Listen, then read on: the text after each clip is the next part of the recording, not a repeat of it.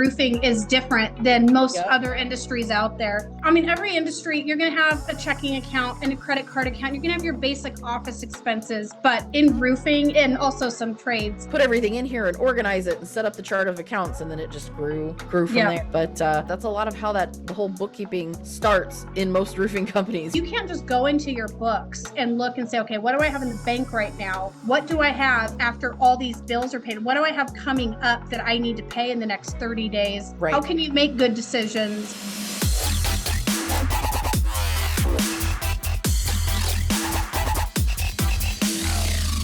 All right. Hello and welcome to another episode of Fuck Your Podcast. I'm Emma Pardo. And I'm Katy Martin. And today on the podcast, we're excited to have Mia Campbell, co-founder of Accountsel, which is an accounting and bookkeeping service. So welcome to the show today. Hi, thanks for having me. So we were actually just talking about it right before we started recording that I don't think we've had somebody who specializes just in accounting and bookkeeping services. And a lot of people don't really understand to what extent that an outsourced solution can work for you. So we're excited to have you on and talk a little bit about, or a lot about what you do. So give us a little bit of rundown of your story and what led you to where you're at now. Okay. So as you mentioned, I am co-founder of Accountsel. It's a bookkeeping company. We primarily just do bookkeeping. We let the tax people do tax and let everyone kind of stay in their lane. So we're a bookkeeping company that specializes in roofing and contracting. I got my start in bookkeeping years ago, very, very light bookkeeping in the year 2000 for the Colorado Department of Corrections. I worked in a division for a little bit, helping somebody out in one of the finance departments. And so they had QuickBooks and I helped them out for a bit. And that was really exciting. Went on to take a job at a legal consulting firm and had to learn their bookkeeping as well. So that's really where I got my huge intro into bookkeeping and where I decided I actually like the bookkeeping more than the other parts of the job. So I worked there for about 6 years, did their bookkeeping, also did their marketing and a lot of their day-to-day operations stuff, and then went on to work for a really large roofing company in Denver. Took a job as an office manager, worked there as an office manager for a couple years, left for a little bit, and then came back when their current bookkeeper was leaving. So I came on, and that's where I kind of got thrown into roofing bookkeeping. And that's when I learned how different bookkeeping is for roofers than for any other industry out there. It's not at all comparable to anything else out there. So after having worked as their bookkeeper for a couple years and going through the summers where you're working 70 to 80 hours a week in the summer, and then you're back down to 40 in the winter. And my husband is also in roofing. So I learned a ton about roofing there. So I was with that company about 4 years and then started this company. Nice. Where I'm at right now. So, and helping other roofers with their stuff. That's great. Denver is a busy market. So if you were a full-time company in Denver, that's very busy. Yes. So and it was in 2018, right before the hail dried up. So it was big years. Yep. I was going to say, we probably could talk for hours, I'm sure, because bookkeeping is where I started in the roofing industry. So it's expanded from there, but I'm sure you've worked with, and we'll get into this too, like roofing companies of different sizes. My opportunity started with, I was handed a shoebox by the owner of the company and said, can you put these in QuickBooks? And that's just where it started. Like I at least came to the table with some bookkeeping and banking experience. So, but it was just like, okay, I guess I'm the one who's going to, put everything in here and organize it and set up the chart of accounts. And then it just grew from there. But that's a lot of how the whole bookkeeping starts in most roofing companies. You have an owner who's just selling, and it's like, here, what do I do with all this stuff? And you got to enter it into a computer somewhere. So going out on your own, sometimes it's their wife, sometimes it's one of their sales reps' wives. But it's usually somebody who doesn't have a ton of bookkeeping experience. So somebody who does it enough, to keep it organized, but obviously there could be some cleanup involved. And the way technology has evolved, for sure, there's a lot more moving parts. So going from, there's just so many things. I mean, we could even start with talking about the business owner, but just kind of the day-to-day. Like, I don't think I agree with you. Like most people, like me moving from being in bookkeeping and running the finances of a roofing company versus managing the finances of a consulting firm and a marketing company. way easier.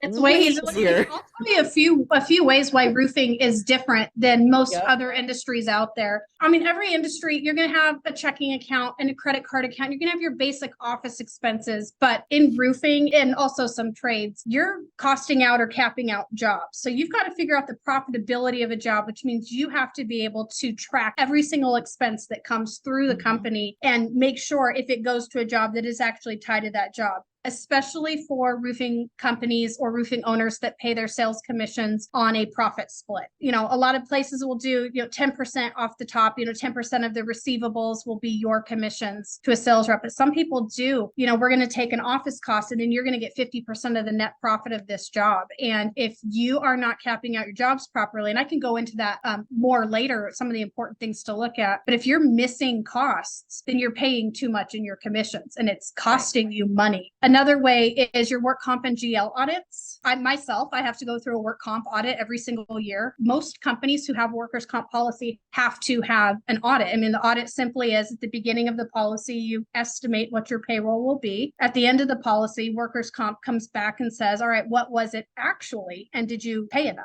That's all the audit is. With roofing, though, it's so much more complex because now we have to get certificate of insurance for every one of the contractors we've paid during this audit policy. And if somebody is uninsured, now you're on the hook for their work comp or their general liability. If you have miscategorized your contractors, which is a huge thing. If you just have an account called subcontractors, typically your work comp and GL is going to want to classify that person or that subcontractor at the highest rating there is, which is roofing rating. But your amount that you pay, work comp amount that you pay for a gutters person is way less than what you pay for a roofing person because the exposure is different. So the annual work comp and GL audits are one of the things that I think people don't think about coming up until you're actually in the middle of it. And now you're panicking because your financials are not in good shape. And so those two things alone make it different than any other industry. And there's obviously other ways that it's different as well. But those are the two biggest things that I think people kind of get in the weeds and they don't realize unless a bookkeeper knows what they're doing, they might not be categorizing things the way that they need to be for a smooth audit or to make sure that commissions are being paid.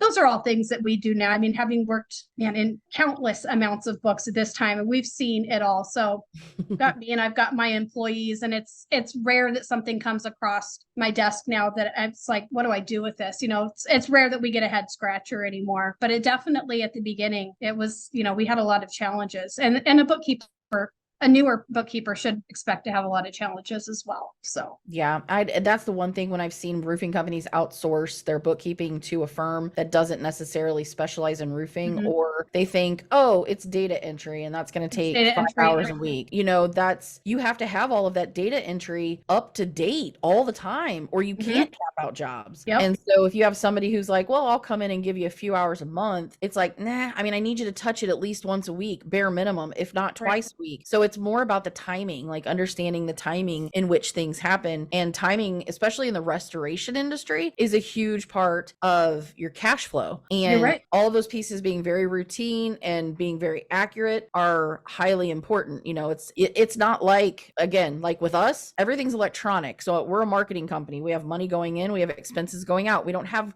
our cost of goods are just operating expenses. So we don't have things like it's structured in a way that a roofing company does. So I can do it once a week and keep everything up to date and make sure everyone's getting paid. And it's not as chaotic as it can be in the roofing industry when you're missing something very, very important. Well, and roofers frequently will have a line of credit with, Beacon, Elite, ABC, these material suppliers. And if you're not keeping track of what invoices you have out there, I mean, if you can't just go into your books and look and say, okay, what do I have in the bank right now? What do I have after all these bills are paid? What do I have coming up that I need to pay in the next 30 days? How can you make good decisions on whether or not you can afford the new truck, or you can afford to give someone a bonus, or you can afford to hire a new person if you don't understand what's about to come out of your bank account? And that's, I think, where a lot of people get mixed up is there's a lot of companies like mine. There are a lot of outsourced bookkeeping firms, but you're right. They go in once a month and they bring in all the transactions. Sometimes your CPA will do this. They'll go in, they'll get into your bank account, bring in your transactions, and they're saying, this is what just happened to you last month. Right. And even then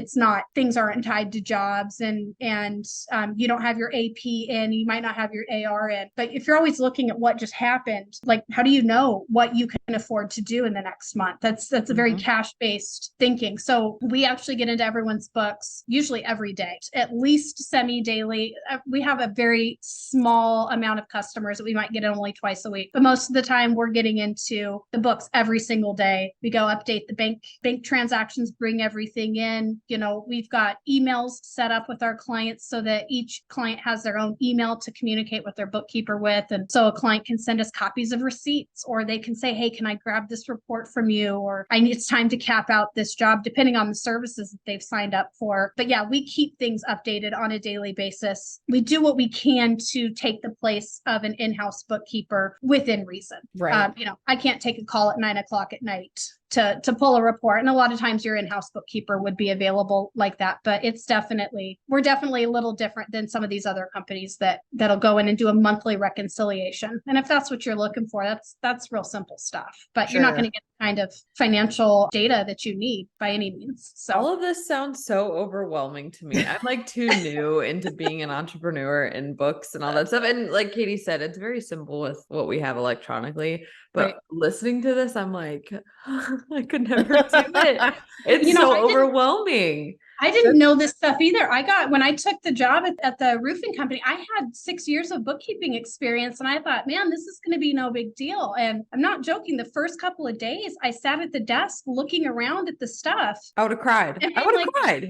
Where do I start? Have I made a mistake? But lucky for me, I have the type of personality that I like a good mess. I like to dig in. And because I think in terms of systems and processes, every time a new challenge has entered in front of me, whether it be at that company I was working at there or my own company now, every time something comes through, I look at it as a way to come up with a new system. So we never have to deal with this, whatever, again. Maybe there's a new way to audit for something. And so that's some of the things that we do that make us different from just a regular bookkeeping company, outsourced bookkeeping company, is we're actually forward thinking when it comes to things like, if you spend $215 at Home Depot, but you forget to give me a receipt for it, most bookkeeping places are just going to leave that there. Okay, you spent money probably on some materials, and then they're going to move on with their life. But if I'm capping out jobs for you, or if you've asked me to keep track of job related costs, we have a process internally that captures those transactions that should be tied to a job that aren't tied to a job. So we can send reports weekly or monthly, however often the owner wants. We can send that off to the owner or to the office manager, whoever our contact is. And that person can then say, all right, I've got 7 transactions here that I need to figure out what job it goes to. Right. Because you can't always assume that a charge at the city is going to be a permit charge. Sometimes it's your contract, right? And so, but these are all things that I learned from my experience working for a really large roofing company, and then have trained to the bookkeepers that now work for me. And we've got a whole team of girls now. So kind of Emma, kind of like what you're talking about, like when you get into a situation like this, I don't think I've had a stressful position that was as stressful as being the full-time bookkeeper and operations person in a roofing company.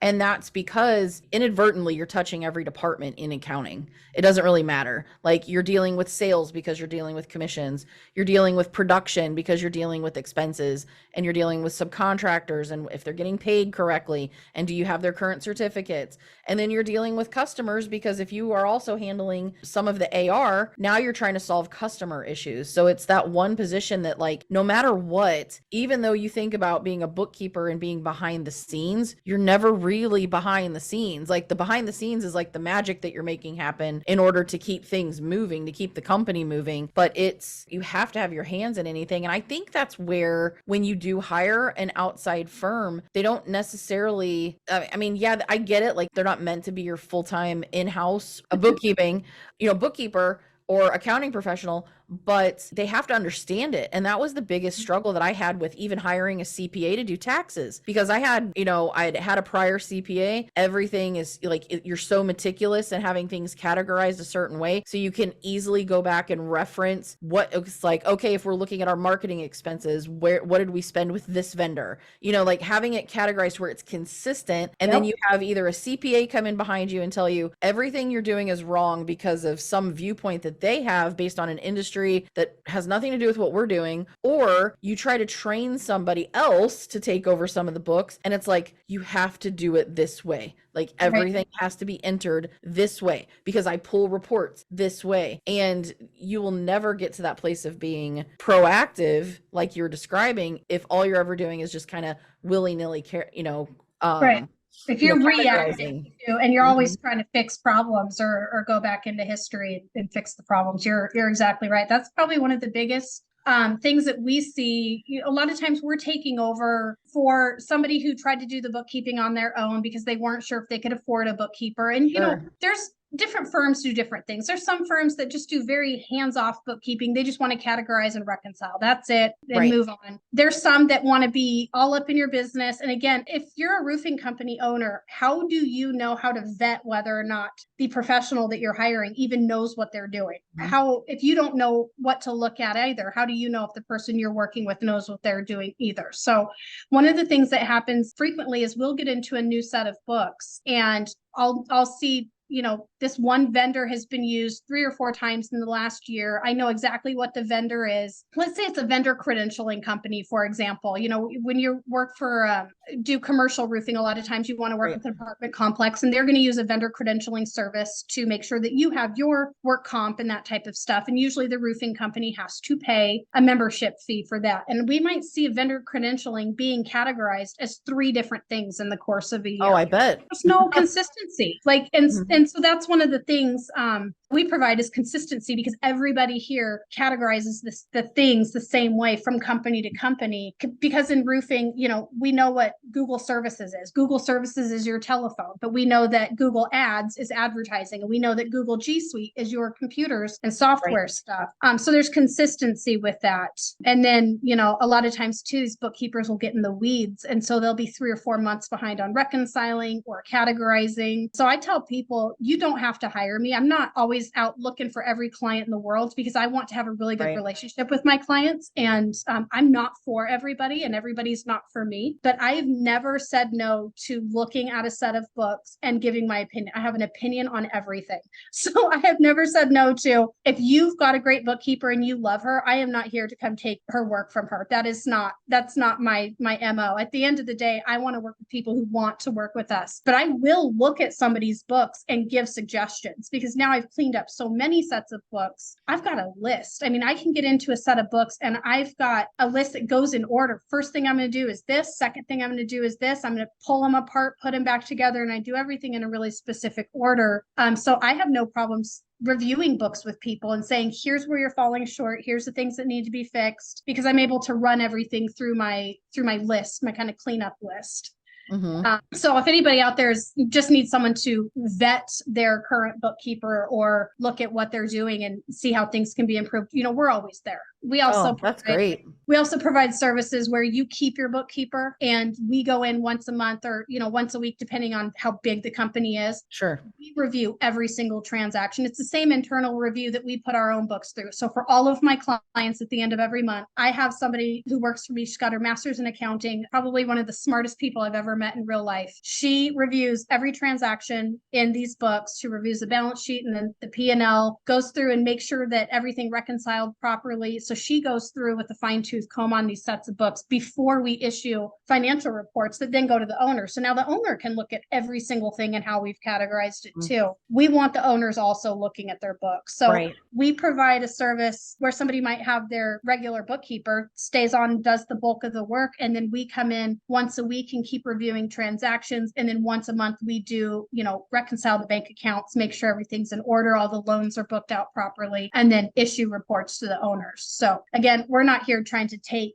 work from everybody. Sure. There's plenty of work for everyone out there. But if somebody's unaware or unsure of whether or not their bookkeeper really is as badass as they think they are, like, I'm happy to look at stuff. And there's been times where I've called somebody and said, hey, you got a really good bookkeeper. Have them reach out to me if it doesn't work out with their Well, yeah, I was gonna say we've done that before. You know, we with the marketing agency, we don't always look. We agree, like, not everybody is made for us, and we're not made for everybody. But if we notice something, we're not gonna let it go by. Like, just like if we see somebody's website or see a post that goes out, like, we'll make sure we, like, it's like having their back still at the same time.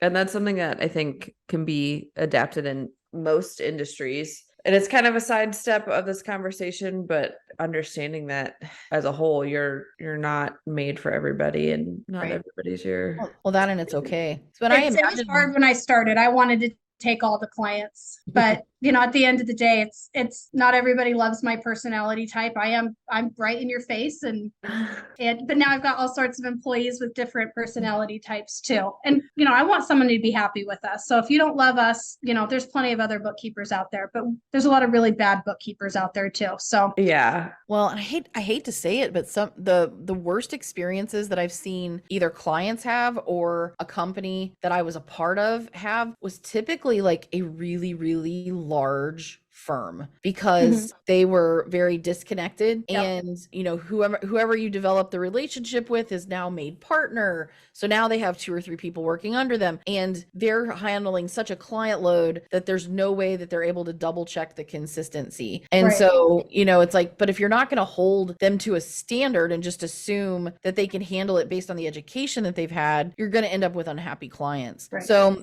with what you were describing a second ago, I was going to ask that as far as different levels of clients. So I imagine that you typically have a couple different levels, but I wanted to get from your perspective the types of clients that you help. So you might have the brand new roofing company or very young roofing company that they don't really necessarily have a dedicated bookkeeper in place. And so they're going to take whatever advice you give them as far as keeping it very clean and keeping it consistent. Right. And then on the flip side, you might work with a roofing company who may or may not have had everything together, or maybe they've decided to outsource bookkeeping as opposed to having that full-time person. Maybe they're consolidating, changing directions a little bit, but maybe they have a very certain way that they want things done. So how do you juggle that as far as the getting to know the client and making sure that you're meeting them where they're at and serving their needs the best? So usually I'll start with a phone call with anybody who's interested in just seeing it. It's almost like an interview where I'm interviewing them and they're interviewing me. I need to see if our personalities mesh. Sure. I've had plenty of phone calls where I get off the call and I'm like, I don't think this is going to work. And I've had some even before I got off the call. Hey, look, this doesn't seem like this is going to work. It seems like you know how you want things done and you want it done specifically this way, which is not the way that I'm going to do it. So since you're really adamant about doing it this way, maybe just go hire somebody and train them to do it the way you want it done, because I won't do things if they're not done correctly. And it's sometimes hard for somebody who is self-taught or was taught by somebody 20 years ago. It's sometimes hard to tell somebody, hey, things have changed and we don't do it this way anymore. But they really dig their heels in and they want things done a certain way. So that's the first thing, is I always start with a small interview to make sure that the personalities mesh and that I'm going to be able to provide a service for them that they want us to provide. And then from there, I start looking at what are the services that they need. So you are right. I've got some really small roofing owners. So some of our clients are even just sales reps. They make a lot of money. They work for a roofing company and they're a sales rep and they're just looking to maximize their write-offs. And where I don't actually write anything off because I'm not a tax person, I am categorizing. These are all, all this money was spent on meals. This was on gas. This was on auto repairs and maintenance. And I'm categorizing stuff. So now they can go to their tax person and say, here's my income. Here's how I spent it. And them and the tax person can then make a really good tax plan. And then we might have a small roofing owner who it's just maybe him and a production guy, and they're not capping out jobs and looking to pay commissions. He just needs to know how much does he pay in subcontractors, how much is he paying for his materials and whatnot, and then P&L and all that type of stuff, and then the work comp audit and 1099s at the end of the year. So we do have some light touch people like that those are actually some of my favorite to work with, because those are usually small companies that really, really need us. So some of those end up becoming some of my favorite clients to work with, but all the way up to larger companies that have, multi-million dollar a year companies that have somebody in-house. They have a bookkeeper already, sometimes a team of bookkeepers already, but we're coming in once a month and I'm looking at everything with just my experience level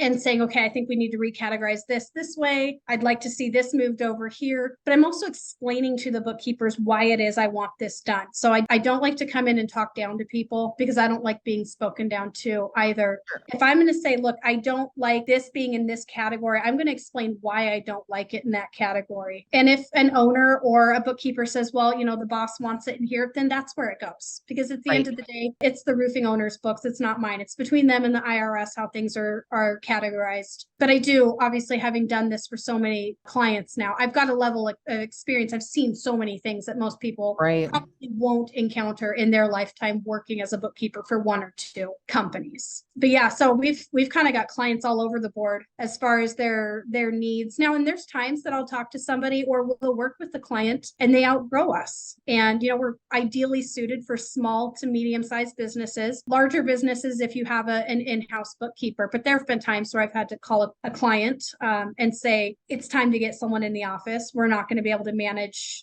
this. You got 13 sales reps throwing receipts at us all day. We can't keep track of that from afar anymore. So we've got a lot of systems set up for doing everything remotely, but eventually some of these guys get big enough to need some, and that's great. I mean, isn't that everyone's dream, to get big enough to need to hire somebody full time? At the end of the day, I mean, that means my client got to spend enough time building their business and not doing their own bookkeeping. Right. That eventually had to let me go. That's amazing.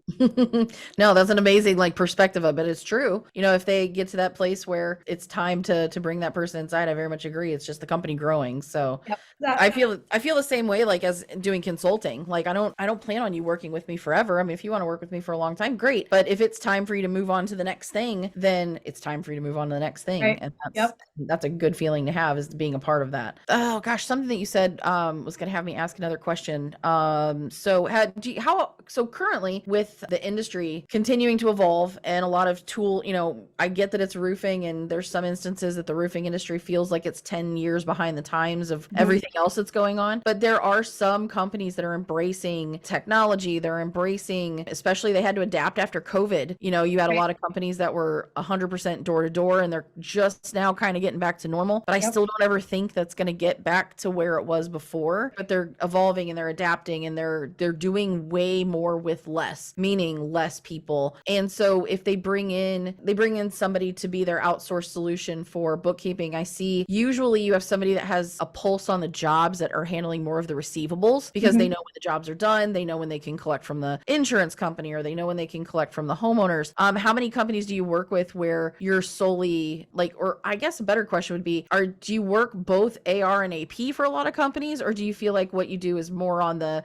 organization and the expense and the payment management side with AP? So we don't contact homeowners directly. I won't actually contact a vendor or a homeowner directly, because we can't be meshing our businesses. We don't do collections. Sure. I don't do anything where every state has different rules in regards to collections. How often can you call somebody? Are you allowed to call them multiple times a day, or is it just once a day? Once you leave a voicemail, you're not allowed to call again. And so we can't potentially cross over into any sort of harassment or collections harassment. Well, it makes sense. And also, I don't have a relationship with if I were to call a homeowner, and I do remember this from working at the other roofing company, we had people that called the homeowners. Sometimes those homeowners are saying, hey, my sales rep dropped the ball on this, or I was promised this and that. As a bookkeeper, I am the wrong person for someone to be giving a punch list item to.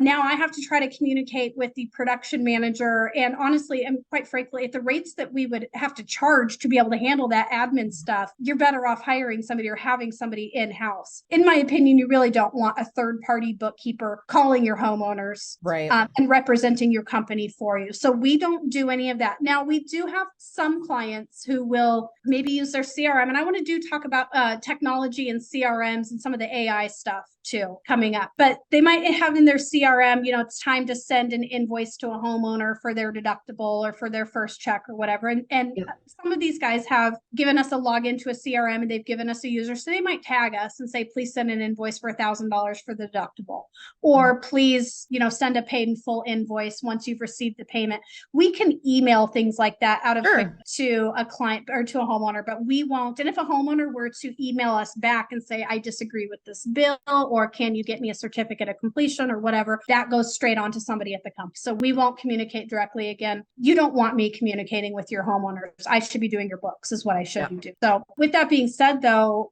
talking about the technology thing. So one thing that changed a lot was I had started my company prior to COVID, right before COVID, about a year before everything shut down. And it was weird at the beginning. Part of it was I was a newer business owner, so I wasn't really sure, who my target market was at that time. I hadn't been doing this for very long, so I didn't have a lot of word of mouth referrals. Like most of our clients come to us through word of mouth referrals. I'll go to 1 or 2 small roofing conferences a year. I shouldn't say small. All roofing conferences are pretty large, but I'm not out, I'm not the silver platinum sponsor at anything. Right. Right. I don't have the marketing budget for that. Frankly, we pay our bookkeepers really well. The girls who work for us get paid really well because I don't want to deal with a bunch of turnover. It is hard to switch bookkeepers on people. I've had a few clients here or there where we had to switch bookkeepers around either for personality reasons or just because we would have somebody that had left. And it's a tough situation to say, hey, this person that you were working with and trusted is now gone. So we intentionally pay our employees every dollar of what they're worth, if not more on the market, because these people are making my money for me. So they deserve it all. But back then when the company was new, I would kind of take anything that came in, and a lot of people were hesitant about working with a outsourced bookkeeper. How am I going to get this information to you? How am I going to get these receipts to you? And I didn't really have a process back then either because I was new. Since then, I've developed my process around it. One good thing for me that came out of COVID was everybody got used to the remote working from home thing. So it's not a novel concept anymore. Sure. Whoever worked in your office was working from their house for, depending on the area you lived in. I mean, in Denver, nobody was going back to work for almost a year. It was crazy. So that made it a little bit easier. With technology, there's some things that they're coming out with that's trying to replace the human touch. For instance, I will talk about like a CRM connection to QuickBooks. So let's say you use, I don't want to name drop. I'm just going to think of some of the bigger ones off the top of my head, but like AccuLinks, Job Nimbus, Job Progress, any of those CRMs, most of them will have some sort of a connection with QuickBooks. And when you get that, you get those 2 things linked. So you can create an invoice in your CRM, and then it will post itself into QuickBooks. And then when you receive a payment in the CRM, it will take care of the accounting in QuickBooks. And that's how a lot of people are sold. And so a lot of people think, well, I don't need a bookkeeper or an accountant because I'm doing everything in the CRM. One of the problems that happens, and this is with all CRMs, every single one, and I've probably worked with at least 20 different CRMs with these connections, is it's not a foolproof connection. So no, not at all. Okay, so you've experienced that. Yeah. Many times you go in your books and you're like, why does my book say that I have 800,000 in collections, but I've only sold 400,000 this year total? It's because things are being posted into QuickBooks twice. Payments aren't posting and closing out invoices. So most of the time when I'm talking to someone and they say, well, everything's connected to my CRM already. I tell them, even if you don't hire me, please disconnect that. I explain why. It has been faster in my experience. 100% of the time, it has been faster to manually input customer information than it has been to audit the full list of customers every month, looking for duplicate and triplicate entries. You go in your CRM and you change somebody's spelling of their last name, and now they're posting. Now you got two of these customers with different spellings and invoices. So technology is great. There's so many things that it's coming out with, but it's not foolproof. And then on the QuickBooks side, you go into your bank feeds. If you know what you're doing, you've connected your bank accounts and your credit cards to QuickBooks, and QuickBooks pulls those transactions in for you every day. And it's really awesome. It will even categorize things for you. But if you slow down and if you know what you're doing and you look at it, you will see that it miscategorizes things probably more often than it does it correctly. Maybe one day you wrote a check to a roofer, and so you categorize this as a check to the name of the roofing company you paid to your sub, and then you said it was a roofing sub. Well, then QuickBooks goes, okay, so every time you write a check, it's probably written to this roofing sub, and the category is probably roof. And people don't know, they don't slow down, and they don't pay attention, or they don't know how to set up their banking rules properly to catch those things. So that's some places where technology hasn't been able to replace the human touch yet. Yeah. So, and I do some trainings on this stuff. I mean, in addition to doing books, I do free trainings, free live demos on QuickBooks, showing people how to get around some of these really common mistakes that people are making. I mean, I'll be honest, I had a huge learning curve transitioning especially for a roofing company, from QuickBooks Desktop to QuickBooks Online. Yep. Now, Yep. QuickBooks Online for what we do now is amazing. Right. But we used to run into tons of syncing issues. I think, and I don't know, because I still see it with QuickBooks Online. I'm sure you do too. We had more syncing issues with QuickBooks Desktop depending on what could actually integrate. The worst one, and I don't care, I'll name drop some softwares. The worst one that, or at least the worst what's consequences of the syncing not working correctly, was with a company that used Contractor's Cloud, and you had to enter all your expenses in the Contractor's Cloud and it pushed it into QuickBooks. And I'm like, absolutely not. Right. Like, anything that messes with money I have to pay out, or anything that could potentially alter my bank account balance, I'm not Right. doing that. I'm only doing that in QuickBooks. In invoicing, there were some that, like AccuLinks, for the most part, it glitches here and there, but I think that's the one that I've had the most success from, with just as far as the way that it syncs and like what it only takes certain data one way. And I think that's a benefit. And there's some other softwares that operate that way too, but no, it's never foolproof. I know that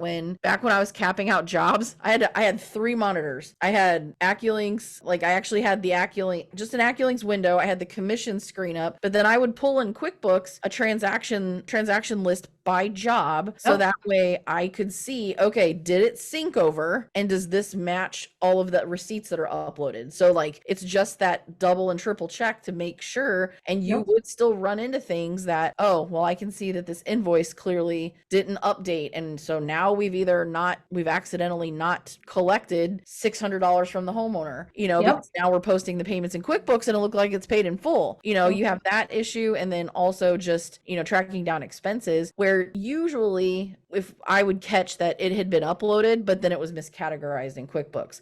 So then you could go fix it. But yeah, it's definitely one of those things that you can't rely upon. You can't rely upon technology, but there are certain things that are for sure helping. The chart of accounts is one thing that, as an organization, like your organization, like you said, you make recommendations on how things should be categorized. How much time do you take to understand how they currently have things categorized to make that decision? I think that's a huge gap out there in the bookkeeping market, is that they don't really spend enough time understanding. So I had a company who they would split out their office supplies so detailed, where I'm like, it'll cripple you. At some point, it's just time to pull a vendor's list. So with the chart of account, we use a standard chart of accounts that we have all of our roofing companies use, with very, very few variations and exceptions. And by the way, that chart of accounts, we've offered it before to people for free. So if anybody listening is like, hey, I'd love to see that chart of accounts,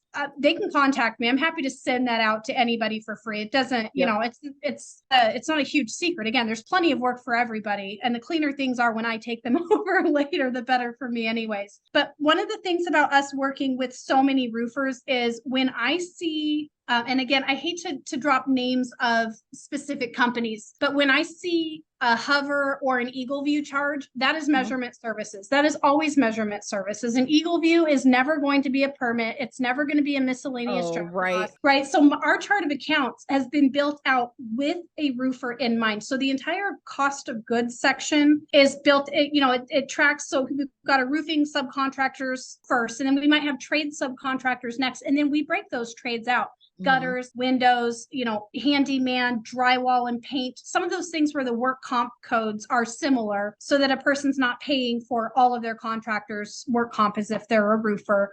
And then we have things like permits, measurement services, job materials. We've even got miscellaneous job-related cost expenses and miscellaneous job-related cost labor. So if you send a guy out to go use a magnet roller on somebody's front lawn to pick up a bunch of nails, or you send somebody out to go pick up a first check from somebody, that's not really a trade. You're not paying somebody labor like you would be paying somebody as a roofer.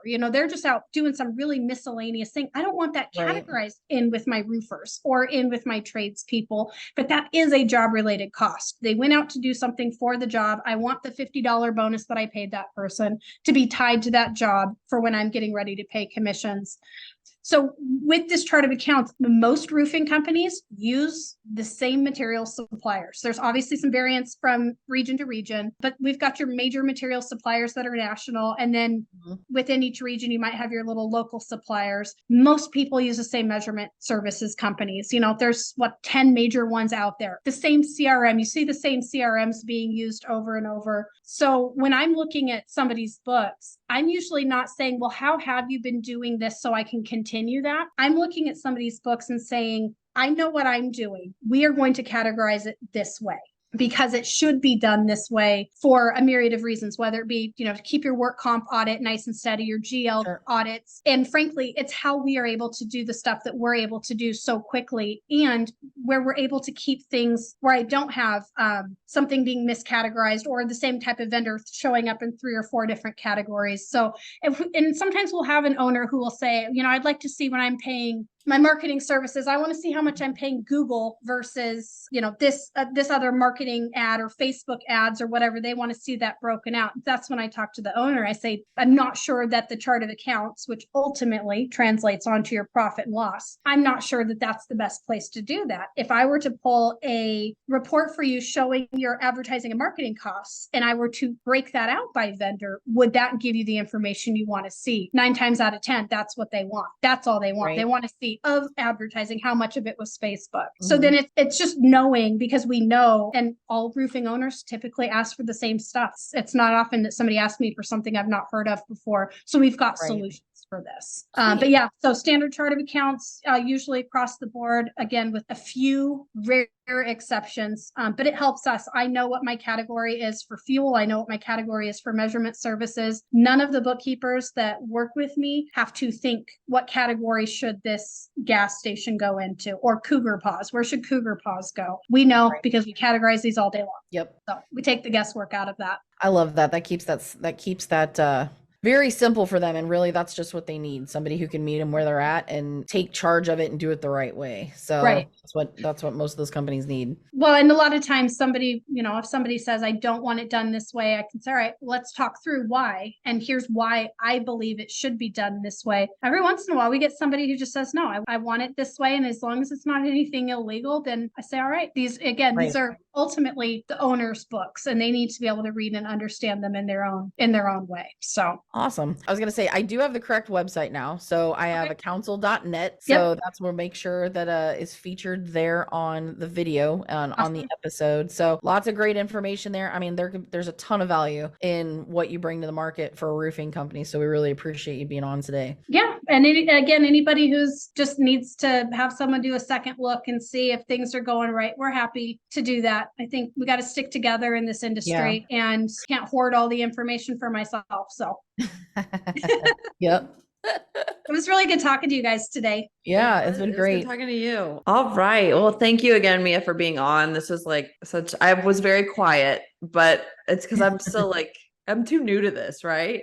So hearing what you had to say, especially somewhere also we can cross-refer, we work with a bunch of roofing companies, being able to send them to you if they need help with, bookkeeping is pretty awesome. Yeah, thank you for being on. But if anybody wants to hear a certain topic, needs some advice, wants to chat, you can find us on our Instagram at F__K your pod, or you can email me at Emma at 99 Creatives or Katy at 99 Creatives. And then Mia, where can they find you? I'm at my website. We are a council, so www.acouncil.net. That's ACCOUNSEL.net.